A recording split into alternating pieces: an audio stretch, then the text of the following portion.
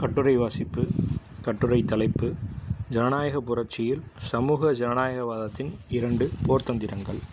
கட்டுரை உபதலைப்பு: மீண்டும் தோழர் மார்த்தினோவ் பிரச்சினையை பொருளாழமுள்ளதாக செய்கிறார்.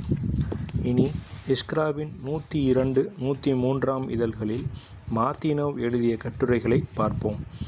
ஏங்கல்ஸிடமிருந்தும் மார்க்ஸிடமிருந்தும் காட்டிய பல மேற்கோள்கள் பற்றிய நம்முடைய வியாக்கியானம் தவறென்றும் தம்முடைய வியாக்கியானம் சரி என்றும் நிரூபிக்க மார்த்தினோவ் எடுத்துக்கொள்கிற முயற்சிகளுக்கு நாம் பதிலளிக்கப் போவதில்லை. இந்த முயற்சிகளில் சிறிதளவுக்காயினும் பயனில்லை.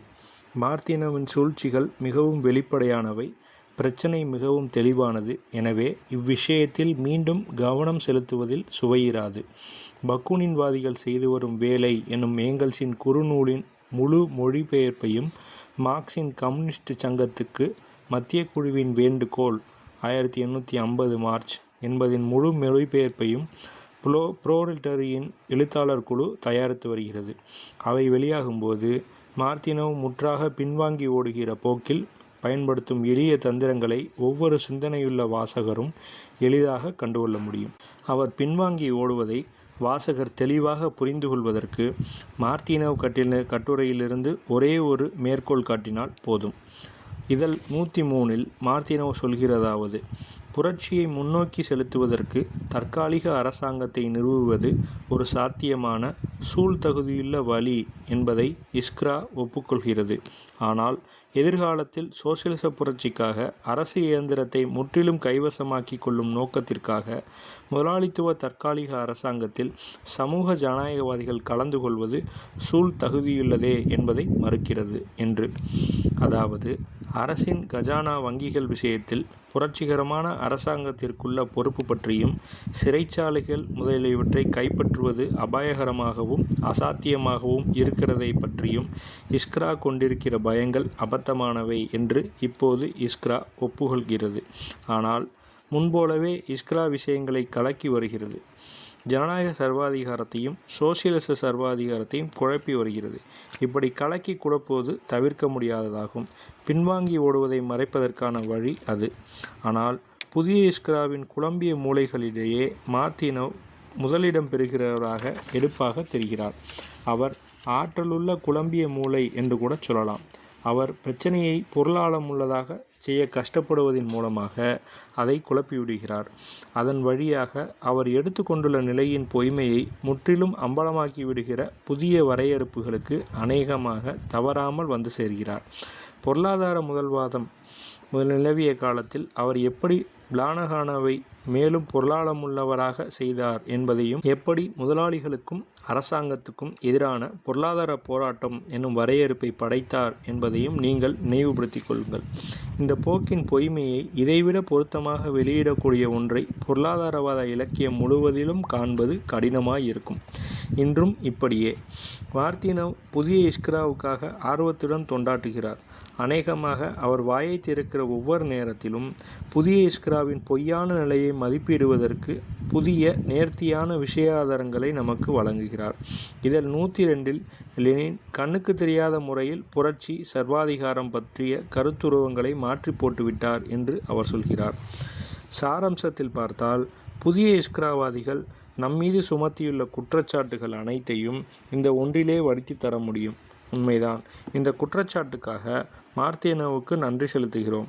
இவ்விதமாக தமது குற்றச்சாட்டை அவர் வரையறுத்ததின் மூலமாக புதிய இஸ்க்ராவாதிகளை எதிர்த்து நடக்கும் போராட்டத்தில் நமக்கு விலைமதிக்க ஒண்ணாத சேவை புரிந்திருக்கிறார். புரோலெட்டரி மீது நடத்தும் தாக்குதல்களை மேலும் பொருளாழமுள்ளதாக செய்வதற்கும், இந்த தாக்குதல்களை பற்றி உண்மையாகவே கோட்பாடுள்ள வரையறுப்பு அளிப்பதற்கும் மார்த்தினோவை மேலும் அடிக்கடி எங்களை தாக்க விடுங்கள் என்று இஸ்க்ரா ஆசிரியர்களை நாம் மன்றாடி கேட்டுக்கொள்ள வேண்டும்.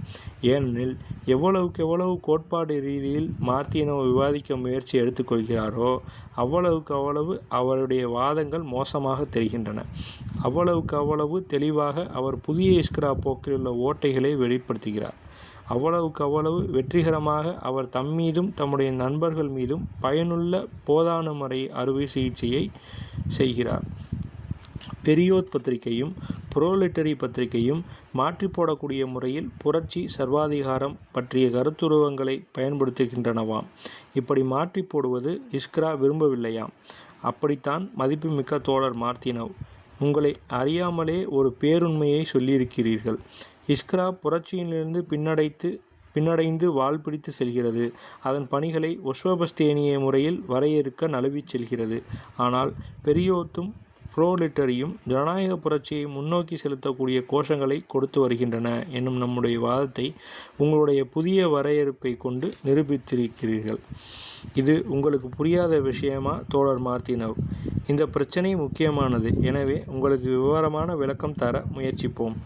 தனிச்சொத்துடைமையும் பண்ட உற்பத்தி முறையையும் அங்கீகரிப்பதை முற்றாக அவற்றின் வரம்புகளை தாண்டி செல்லும் திறமில்லாமல் ஆதரித்து நிற்கிற பல சமுதாய வர்க்கங்களும் குழுக்களும் பகுதிகளும் சூழ்நிலைமைகளின் பலத்தால் நிர்பந்திக்கப்பட்டு எதேச்சதிகார முறையும் நிலப்பிரபுத்துவ முறை முழுவதும் பயனற்றவை என்று அங்கீகரிக்கும்படி கட்டாயப்படுத்தப்பட்டு சுதந்திரத்திற்கான கோரிக்கையில் சேர்கின்றன. இதிலேதான் ஜனநாயக புரட்சியின் முதலாளித்துவத்தன்மை வெளிப்படுகிறது. சமுதாயம் கோருகிற நிலப்பிரபுக்களும் முதலாளிகளும் சொற்களை வெள்ளமாக பொழிந்து ஆதரித்து பேசும் இந்த சுதந்திரத்தின் முதலாளித்துவத்தன்மை மேலும் தெளிவாக தன்னை காட்டி கொடுத்து வருகிறது. அதே நேரத்தில் தொழிலாளி வர்க்கம் விடுதலைக்காக நடத்தும் போராட்டத்துக்கும் முதலாளி வர்க்கம் விடுதலைக்காக நடத்தும் போராட்டத்திற்கும் இடையேயுள்ள பாட்டாளி வர்க்க ஜனநாயகவாதத்துக்கும் மிதவாதிகளின் ஜனநாயகவாதத்துக்கும் இடையேயுள்ள அடிப்படையான வேற்றுமையும் மேலும் தெளிவாகி வருகிறது. தொழிலாளி வர்க்கமும் அதன் வர்க்க உணர்வுள்ள பிரதிநிதிகளும் முன்னோக்கி நடந்து இந்த போராட்டத்தை முன்னோக்கி செலுத்தி வருகிறார்கள். அவர்கள் அதை முழுமையாக நடத்தி முடிக்க பயப்படவில்லை என்பது மட்டுமல்ல, ஜனநாயக புரட்சியின் கடைசி எல்லைக்கு அப்பாலும் நெடுந்தொலைவுக்கு போகவும் முயன்று வருகிறார்கள். முரணுள்ள தன்னலமுள்ள முதலாளி வர்க்கம் சுதந்திரம் பற்றிய கோஷங்களை பாசாங்குடன் ஏற்றுக்கொள்கிறது. அரைகுறையாகத்தான் ஏற்றுக்கொள்கிறது. சுதந்திரத்தின் முதலாளித்துவ நண்பர்களுக்கிடையே பாசாங்கு எந்த எல்லைக்கு அப்பால் தொடங்குகிறது அல்லது சுதந்திரத்தின் முதலாளித்துவ நண்பர்கள் அதை காட்டி கொடுப்பது எந்த எல்லைக்கு அப்பால் தொடங்குகிறது என்று ஏதாவது ஒரு தனிப்பட்ட கோடு போட்டோ குறிப்பிட்ட விஷயாம்சங்களை தயாரித்தோ நிலைநாட்ட பார்க்கும் முயற்சிகள் அனைத்தும் தவிர்க்க முடியாதபடி தோல்வியடையும். ஏனெனில் இருதலை கொல்லி எறும்பு போல் மத்தியில் சிக்கிக் கொண்டிருக்கும் முதலாளி வர்க்கம் 1000 வழிவகைகளிலேயே தன்னுடைய நிலையையும் கோஷங்களையும் மாற்றிக்கொள்ளும் திறம் உடையதாகும். எப்பொழுது பார்த்தாலும் போரமாடியபடியே ஓர் அங்குலத்துக்கு இடதுசாரியிலோ ஓர் அங்குலத்துக்கு வலதுசாரியிலோ நகர்வதின் மூலம் தன்னை சரிப்படுத்தி கொள்ளும் திறம் உடையதாகும். பாட்டாளி வர்க்க ஜனநாயகத்தின் பணி இப்படிப்பட்ட உயிரற்ற விஷயாம்சங்களை புனைந்து கொண்டிருப்பதல்ல. அதன் பணி வளர்ந்து வரும் அரசியல் நிலைமையை இடைவிடாமல் விமர்சித்து வருவதாகும். முதலாளி வர்க்கத்தின் எதிர்பார்க்கவியலாத புதிய முரண்களையும் துரோகங்களையும் அம்பலப்படுத்தி வருவதாகும். சட்டவிரோதமாக வெளிவந்த இலக்கியத்தில் திரு ஸ்த்ரூவே வெளியிட்டுள்ள அரசியல் உரைகளின் வரலாற்றை நினைவூட்டிக் கொள்ளுங்கள். அவரை எதிர்த்து சமூக ஜனநாயகவாதம் நடத்திய போர் வரலாற்றை நினைவூட்டிக் கொள்ளுங்கள். பாட்டாளி வர்க்க ஜனநாயகத்தின் காவலனான சமூக ஜனநாயகவாதம் இந்த பணிகளை எப்படி நிறைவேற்றி இருக்கிறது என்று தெளிவாக கண்டுகொள்வீர்கள். உரிமைகளும் அதிகாரமுள்ள ஜெம்ஸ்துவோவும் என்கிற முற்றிலும் ஷிப்பவுபானி கோஷத்துடன் திரு ஸ்த்ரூவே தொடங்கினார். ஜார்ஜியாவில் நான் எழுதிய ஜெம்ஸ்துவோவே துன்புறுத்துவோர்களும் மிதவாதத்தின் ஹானிபால்களும் எனும் கட்டுரையை பார்க்க சமூக ஜனநாயகவாதம் அவரை அம்பலப்படுத்தி ஒரு திட்டவட்டமான அரசியல் சட்டவாத வேலை திட்டத்தை நோக்கி தள்ளி சென்றது. மிகுந்த வேகத்துடன் புரட்சிகரமான நிகழ்ச்சிகள் முன்னேறியதால் இந்த தள்ளுதல்கள் பயன் கண்டபோது ஜனநாயகத்தின் அடுத்த பிரச்சினைக்கு போராட்டம் நிலைமாறி சென்றது. அதாவது வெறுமே பொதுப்படையான அரசியல் சட்டம் என்றில்லாமல் எல்லோருக்கும் சம வாக்குரிமை, நேரடி தேர்தல்கள், இரகசிய வாக்குப்பதிவு ஆகியவற்றையும் வழங்கும் அரசியல் சட்டம் பற்றிய பிரச்சினைக்கு போராட்டம் மாறி சென்றது. எதிரியிடமிருந்து இந்த புதிய நிலையை நாம் கைப்பற்றிய போது ஒஸ்வோபஸ்தேனிய சங்கம் எல்லோருக்கும் வாக்குரிமை என்னும் நிலையை ஏற்றுக்கொண்ட போது நாம் மேலும் முன்தள்ளி கொண்டு செல்ல தொடங்கினோம். இரு சபை முறையிலுள்ள பாசாங்கையும் பொய்மையையும் அம்பலப்படுத்தினோம். உஷபஸ்தேனிய சங்கம் எல்லோருக்கும் வாக்குரிமை எனும் நிலையை முழுவதுமாக அங்கீகரிக்காமலிருப்பதையும் அம்பலப்படுத்தினோம். அவர்களின் முடியரசுவாதத்தை சுட்டிக்காட்டினோம். அவர்களின் ஜனநாயகத்துவத்திலுள்ள பேரமாடும் இயல்பை அம்பலப்படுத்தினோம். அல்லது வேறு வார்த்தைகளில் சொல்வதானால், பணமூட்டையை வழிபடும் உஷபஸ்தேனிய வீரர்கள் மகத்தான ருஷ்ய புரட்சியின் நலன்களை விலைபேசி முடிப்பதை அம்பலப்படுத்தினோம். கடைசியாக எதேச்சதிகார முறையின் கடும் பிடிவாதமும் உள்நாட்டுப் போரின் மாபெரும் முன்னேற்றமும் முடியரசுவாதிகள் ருஷ்யாவில் விளைத்த துன்பத்தின் புகழற்ற நிலையும் மிகவும் மரத்துப்போன மண்டையிலும் உரைக்கத் தொடங்கின. புரட்சி முன்மை நிகழ்ச்சி ஆயிற்று. இனிமேல் புரட்சியை அங்கீகரிப்பதற்கு புரட்சியாளனாக இருக்க வேண்டியதில்லை என்றாகிவிட்டது. எதேச்சதிகார அரசாங்கம் நம் கண்ணெதிரே உண்மையிலேயே சிதைந்தது, தொடர்ந்து சிதைந்து வருகிறது. சட்டப்பூர்வமான பத்திரிகையில் ஒரு மிதவாதி நியாயமாகவே குறிப்பிட்டது போல் அந்த அரசாங்கத்திற்கு கீழ்ப்படுவதை மறுக்கும் நிலை யதார்த்த உண்மையாயிற்று. எதேச்சதிகார முறை வெளிப்பார்வைக்கு வலுவுள்ளதாக தோன்றினாலும் செயல்திறமற்றதாக காட்டிக் கொண்டுள்ளது. வளர்ந்து வரும் புரட்சியை ஒட்டி நிகழ்ச்சிகள் உயிரோடு அழுகி வரும் இந்த புல்லுருவி வகைப்பட்ட அமைப்பை அப்படியே ஒதுக்கி தள்ளத் தொடங்கியுள்ளன. யதார்த்தத்தில் உருப்பெற்று வரும் உறவு முறைகளை உள்ளபடியே எடுத்துக்கொண்டு தங்கள் நடவடிக்கைகளுக்கு மேலும் சரியாக சொல்வதென்றால் தங்களுடைய நேர்மைக்கேடான அரசியல் பேரங்களுக்கு ஆதாரமாக கொள்ளும்படி நிர்பந்திக்கப்பட்டு மிதவாத முதலாளித்துவ நபர்கள் புரட்சியை அங்கீகரிக்க வேண்டியிருப்பதின் அவசியத்தை காணத் தொடங்கியுள்ளனர். அப்படி செய்ய காரணம் அவர்கள் புரட்சியாளர்கள் என்பதல்ல. அவர்கள் புரட்சியாளர்கள் அல்ல என்ற போதிலும் அப்படி செய்கிறார்கள். அவசியத்தை முன்னிட்டு தங்களுடைய சித்தத்தையும் மீறி அப்படி செய்கிறார்கள். புரட்சி வெற்றி பெறுவதைக் கண்டு சினந்து கனல் தெறிக்க பார்க்கிறார்கள். பேரம் பேசி முடிக்க விரும்பாமல் ஜீவமரண போராட்டத்தை விரும்பும் எதேச்சதிகார முறையின் மேல் புரட்சிவாதம் என்னும் குற்றச்சாட்டை வீசுகின்றனர். அவர்கள் பிறவி தரகர்கள், எனவே போராட்டத்தையும் புரட்சியையும் வெறுக்கிறார்கள் என்ற போதிலும் புரட்சி எனும் நிலத்தின் மேல் நிற்குமாறு சூழ்நிலைமைகள் அவர்களை கட்டாயப்படுத்துகின்றன. ஏனெனில் அவர்களின் காலுக்கடியில் வேறு நிலம் எதுவும் இல்லை. மிகவும் அறிவூட்டத்தக்க, மிகவும் கோமாளித்தனமான காட்சியை பார்த்து வருகிறோம். முதலாளித்துவ மிதவாதத்தின் விபச்சாரிகள் புரட்சி பீதாம்பரத்தில் அலங்கரித்து கொள்ள முயன்று வருகின்றனர். உஷபஸ்தேனிய பேர்வழிகள் இந்த உஷபஸ்தேனிய பேர்வழிகள் புரட்சியின் பெயரால் பேசத் தொடங்கியுள்ளனர். அவர்களுக்கு புரட்சியை பற்றிய பயம் எதுவும் இல்லை என்று நம்மிடம் உறுதி கூறத் தொடங்கியுள்ளனர். உஷபஸ்தேனிய இதழ் 72 திருஸ்துருவே புரட்சி எழுச்சிக்கு தலைமை தாங்குவதற்கு உரிமை கோரி குரல் எழுப்புகின்றனர். இது குறிப்பொருள் மிக்க நிகழ்ச்சி தோற்றமாகும்.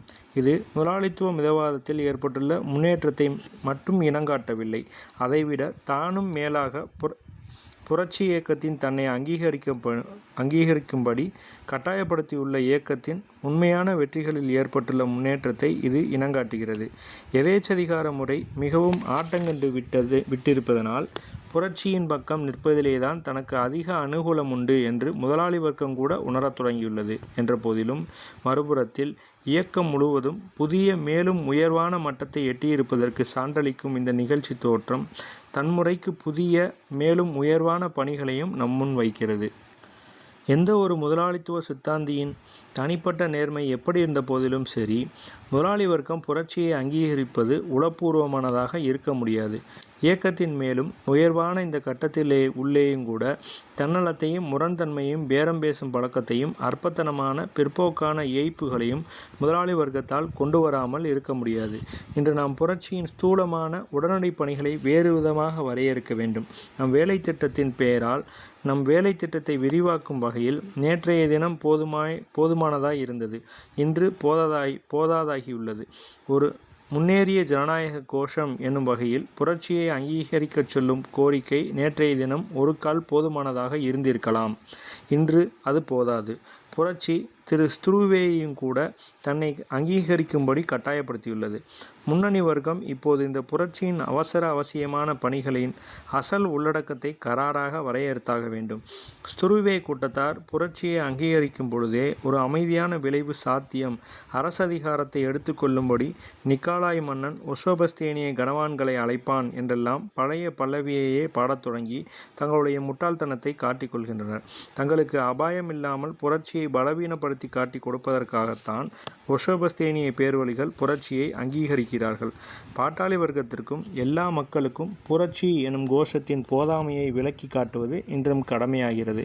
புரட்சியின் அசல் உள்ளடக்கத்தை பற்றி ஒரு தெளிவான திரிபுக்கிடமற்ற முரணான உறுதிமிக்க வரையறுப்பு வைத்து கொள்வதின் அவசியத்தை நாம் புலப்படுத்த வேண்டும். புரட்சியின் நிர்ணயமான வெற்றியை சரிவட வெளியிட முடிகிற ஒரே கோஷமான பாட்டாளி வர்க்கத்தின் விவசாய மக்களின் புரட்சிகர ஜனநாயக சர்வாதிகாரம் எனும் கோஷம்தான் இந்த வரையறுப்பை அளிக்கிறது. சொற்களை கேடாக பயன்படுத்துவது அரசியலில் மிகவும் வழக்கம். எடுத்துக்காட்டாக, சோசியலிஸ்ட் எனும் பெயரை ஆங்கில முதலாளித்துவ மிதவாதத்தின் ஆதரவாளர்கள் அடிக்கடி சொந்தமாக்கி கொண்டார்கள். இன்று நாம் அனைவருமே சோசியலிஸ்ட் தான், we are all socialist now என்று ஹார்காட் சொன்னார். பிஸ்மார்க்கின் ஆதரவாளர்களும் போப்பாண்டவர் 13ஆம் லியோவின் நண்பர்களும் அதேபோல் அடிக்கடி சொந்தமாக்கி கொண்டார்கள். புரட்சி எனும் சொல்லும் கேடாக பயன்படுத்தி கொள்வதற்கு முற்றிலும் இடமளிக்கிறது. இயக்கத்தின் ஒரு குறிப்பிட்ட வளர்ச்சி கட்டத்தில் இப்படி கேடாக பயன்படுத்தப்படுவது தவிர்க்க முடியாததாகும். திரு ஸ்த்ரூவே புரட்சியின் பெயரால் பேசத் தொடங்கிய போது நாம் தியோரை நினைவு கொள்ளாமல் இருக்க முடியவில்லை. பிப்ரவரி புரட்சி நடப்பதற்கு சில நாட்களுக்கு முன் அந்த அரக்க குரலி முதலாளி வர்க்கத்தினரின் அரசியல் ஊழலின் நிறையுருவான இவர் மக்களிடையே புரட்சி புயல் திரண்டு வருவதை உணர்ந்து தான் புரட்சி கட்சியை சேர்ந்தவன் என்று நாடாளுமன்றத்திலேயே அறிவித்தார். மார்க்ஸ் எழுதிய பிரான்சில் உள்நாட்டு போர் பார்க்க புரட்சி கட்சியிலே ஒஷோபஸ்தேனியை சேருவதன் அரசியல் குறிபொருளும் அப்படியே தியோருடையதை போல்தான். ருஷ்யாவின் தியோர்கள் தாங்கள் புரட்சி கட்சியை சேர்ந்தவர்கள் என்று பேசத் தொடங்கும் போது புரட்சி எனும் கோஷம் போதாததாகிவிட்டது, பொருளற்றதாகிவிட்டது. அது எந்த பணிகளையும் வரையறுக்கவில்லை என்றுதான் அர்த்தம். ஏனெனில் புரட்சி உண்மை நிகழ்ச்சியாகிவிட்டது. பல்வேறு வகைப்பட்ட நபர்கள் கூட்டமாக அதன் பக்கம் வந்து கொண்டிருக்கிறார்கள். சொல்லப்போனால் மார்க்சிய பார்வை நிலையில் புரட்சி என்பது என்ன? காலாவதியாகிவிட்ட அரசியல் மேற்கட்டுமானத்தை பலத்தை கொண்டு இடித்து தள்ளுவது. அதற்கும் புதிய உற்பத்தி உறவுகளுக்கும் இடையேயுள்ள முரண்பாடு ஒரு குறிப்பிட்ட தருணத்தில் அதை இற்று விடும்படி செய்தது. எதேச்சதிகார முறைக்கும் முதலாளித்துவ ருஷ்யாவின் கட்டுமானம் முழுவதற்கும் அதன் மற்றும் முதலாளித்துவ ஜனநாயக வளர்ச்சிக்குரிய எல்லா தேவைகளுக்கும் இடையேயுள்ள முரண்பாடு நொறுங்கி அதை விழச் செய்திருக்கிறது. இந்த முரண்பாடு நீண்ட காலத்துக்கு செயற்கையாக நிலைநிறுத்தப்பட்டு வந்ததால் அதன் வீழ்ச்சியும் மிக கடுமையானதாகும். மேற்கட்டுமானம் ஒவ்வொரு கணுவிலும் வெடிப்புற்று வருகிறது. அழுத்தம் தாங்க முடியாமல் பலவீனப்பட்டு வருகிறது. மிக பலமாக வேறுபட்ட வர்க்கங்களின் குழுக்களின் பிரதிநிதிகள் மூலமாக மக்கள் இன்று தங்கள் சொந்த முயற்சியினால் ஒரு புதிய மேற்கட்டுமானத்தை கட்டிக்கொள்ள வேண்டும். ஒரு குறிப்பிட்ட வளர்ச்சி கட்டத்தில் பழைய மேற்கட்டுமானம் பயனற்றதென்று எல்லோருக்கும் தெரிந்துவிடுகிறது. எல்லோரும் புரட்சியை அங்கீகரிக்கிறார்கள். எந்த வர்க்கங்கள் இந்த புதிய மேற்கட்டுமானத்தை கட்ட வேண்டும், எப்படி கட்ட வேண்டும் என்று வரையறுப்பதே இன்றுள்ள பணி. இதை வரையறுக்காவிட்டால் புரட்சி கோஷம் தற்சமயம் பொருளற்ற வெற்றி சொல்லாகும். ஏனெனில் எதேச்சதிகார முறையின் பலவீனமானது மன்னர் குடும்பத்தினரையும் மஸ்கோவ்ஸ்கியே வேதமஸ்தியையும் கூட புரட்சியாளர்களாக செய்கிறது. இதை வரையறுக்காவிட்டால் முன்னணி வர்க்கத்தின் முன்னணி ஜனநாயக பணிகள் பற்றி பேச்சே இருக்க முடியாது. பாட்டாளி வர்க்கத்தின் விவசாய மக்களின் ஜனநாயக சர்வாதிகாரம் எனும் கோஷம் இந்த வரையறுப்பை கொடுக்கிறது. புதிய மேற்கட்டுமானத்தின் புதிய கட்டடக்காரர்கள் எந்த வர்க்கங்களை நம்பி நிற்க முடியும், நம்பி நிற்க வேண்டும் என்று இக்கோஷம் வரையறுக்கிறது. புதிய மேற்கட்டுமானத்தின் தன்மையை சோசியலிச சர்வாதிகாரத்திலிருந்து வேறுபட்ட ஜனநாயக சர்வாதிகாரம் வரையறுக்கிறது. இக்கட்டுமானத்திற்கான வழிமுறைகளை சர்வாதிகாரம், அதாவது பலவந்தமான எதிர்ப்பை பலவந்தமாக நசுக்குவது, மக்களின் புரட்சிகரமான வர்க்கங்களை ஆயுதபாணியாக்குவது வரை வரையறுக்கிறது. புரட்சிகரமான ஜனநாயக சர்வாதிகாரம் எனும் இக்கோஷத்தையும் புரட்சிகரமான இராணுவம் எனும் கோஷத்தையும் புரட்சிகரமான அரசாங்கம் எனும் கோஷத்தையும் புரட்சிகரமான விவசாய கமிட்டிகள் எனும் கோஷத்தையும் இன்று அங்கீகரிக்க மறுக்கிறவர்கள் புரட்சியின் பணிகளை புரிந்து கொள்வதில் முற்றிலும் தவறுகிறார்கள். இன்றைய புதிய நிலைமை தோற்றுவித்துள்ள புதிய மேலும் உயர்வான பணிகளை வரையறுக்க முடியாமல் இருக்கிறார்கள் அல்லது மக்களை ஏமாற்றுகிறார்கள். புரட்சியை காட்டி கொடுக்கிறார்கள். புரட்சி எனும் கோஷத்தை கேடாக பயன்படுத்துகிறார்கள். முன்னே சொன்னதற்கு தோழர் மார்ட்டினவும் அவரது நண்பர்களும் எடுத்துக்காட்டுகளே ஆவர். பின்னே சொன்னதற்கு திரு ஸ்த்ரூவேவும் அரசியல் சட்ட ஜனநாயக ஜெம்ஸ்துவோ கட்சி முழுவதும் எடுத்துக்காட்டுகளாவர். தோழர் மார்ட்டினவ் மிகவும் அறிவு கூர்மை படைத்தவர். எனவே சர்வாதிகாரம் எனும் கோஷத்தை கொண்டு புரட்சியின் பணிகளை வரையறுக்க வேண்டியது புரட்சியின் வளர்ச்சிக்கு அவசியமாகிவிட்ட நேரம் பார்த்து நாம் சர்வாதிகாரம் புரட்சி பற்றிய கருத்தீனங்களை மாற்றி போடத்தக்கவையாக செய்துள்ளதாக குற்றஞ்சாட்டினார். தோழர் மார்ட்டினவை மீண்டும் துரதிருஷ்டம் பிடித்து கொண்டது. அவர் பின்னால் விடப்பட்டு விட்டார். கடைசிக்கு முந்தைய கட்டத்தில் ஒதுக்கப்பட்டு விட்டார். ஒஸ்வோபஸ்தேனியை எட்டியுள்ள தரத்தில் விடப்பட்டுள்ளார். ஏனெனில் புரட்சியை அங்கீகரிப்பதும் பாட்டாளி வர்க்கத்தின் விவசாய மக்களின் ஜனநாயக சர்வாதிகாரத்தை அங்கீகரிக்க மறுப்பதும் இன்று ஒஸ்வோபஸ்தேனியின் அரசியல் நிலைமையை எடுத்துக்கொள்வதற்கு சமம். அதாவது மிதவாத முடியரசுவாத முதலாளி வர்க்கத்தினரின் நலன்களுக்கு உகந்ததாகும். திரு ஸ்த்ரூவே மூலமாக மிதவாத முதலாளி வர்க்கத்தினர் புரட்சியை ஆதரிப்பதாக தெரிவித்து கொண்டு வருகின்றனர். வர்க்க உணர்வுள்ள பாட்டாளி வர்க்கம் புரட்சிகரமான சமூக ஜனநாயகவாதிகள் மூலமாக பாட்டாளி வர்க்கத்தின் விவசாய மக்களின் சர்வாதிகாரத்தை கோரி வருகிறது. இந்த கட்டத்தில் புதிய இஸ்க்ராவின் போலி அறிஞர் சர்ச்சையில் குறுக்கிட்டு சர்வாதிகாரம் புரட்சி பற்றிய கருத்துக்களை மாற்றி போடச் செய்த துணியாதே என்று கத்துகிறார். சரிதான். புதிய இஸ்கராவாதிகள் எடுத்துக்கொண்டுள்ள பொய்யான நிலை அவர்களை ஒஸ்வோபஸ்தேனிய போக்குக்கு இடைவிடாமல் வாழ்பிடித்து வரும்படி செய்திருப்பது உண்மையே அல்லவா? ஒஸ்வோபஸ்தேனிய ஆசாமிகள் ஜனநாயகத்துவத்தை அங்கீகரிப்பதில் படிப்படியாக மேலேறி வருகிறார்கள். சமூக ஜனநாயகவாதிகள் தார்குச்சி போடாமல் இது நடந்துவிடவில்லை என்று காட்டினோம். முதலில் நமக்கும் அவர்களுக்கும் இடையே இருந்த பிரச்சனை ஷிப்பாவுவாதமா, உரிமைகளும் அதிகாரமுள்ள ஜெம்ஸ்துவோவும் அரசியல் சட்டவாதமா என்பது. பிறகு வரம்புக்குட்பட்ட தேர்தலா, எல்லோருக்கும் வாக்குரிமையா என்பது. அதன் பிறகு புரட்சியை அங்கீகரிப்பதா, எதேச்சதிகார முறையுடன் பேரம் பேசி முடித்து கொள்வதா என்பது.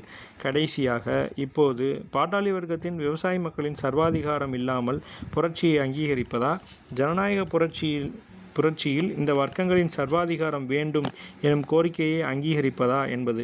ஒஸ்வோபஸ்தேனிய ஆசாமிகள் இங்கு இருக்கிறவர்களாயினும் சரி, அல்லது முதலாளித்துவ ஜனநாயகவாதிகளின் இடதுசாரியை சேர்ந்து அவர்களின் வாரிசுகளாயினும் சரி, மற்றொரு படியிலும் ஏறி வருவது, அதாவது காலப்போக்கில் ஒரு கால் தோழர் மார்ட்டினவ் அடுத்த படியில் ஏறி வருவதற்குள் சர்வாதிகாரம் எனும் கோஷத்தையும் அங்கீகரிப்பது சாத்தியமே, பெரும்பாலும் சாத்தியம்தான். ருஷ்ய புரட்சி தொடர்ந்து முன்னேறி நிர்ணயமான வெற்றி பெறுமேயானால் தவிர்க்க முடியாதபடி இது நடக்கும். அப்போது சமூக ஜனநாயகவாதத்தின் நிலை என்னவாக இருக்கும்?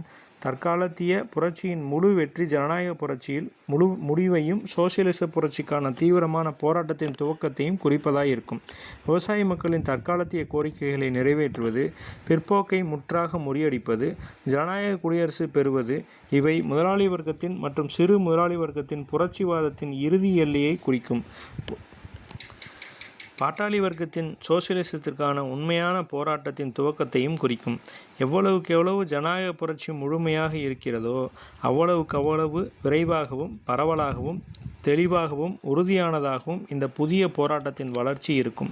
ஜனநாயக சர்வாதிகாரம் எனும் கோஷம் தற்கால புரட்சியின் வரலாற்று வரம்புள்ள தன்மையையும் எல்லாவிதமான ஒடுக்குமுறையிலிருந்தும் சுரண்டல்களிலிருந்தும் தொழிலாளி வர்க்கம் முற்றிலும் விடுதலை பெறுவதற்காக புதிய ஆட்சி முறையின் அடிப்படையில் ஒரு புதிய போராட்டத்தை நடத்த வேண்டியதன் அவசியத்தையும் வெளியிடுகிறது.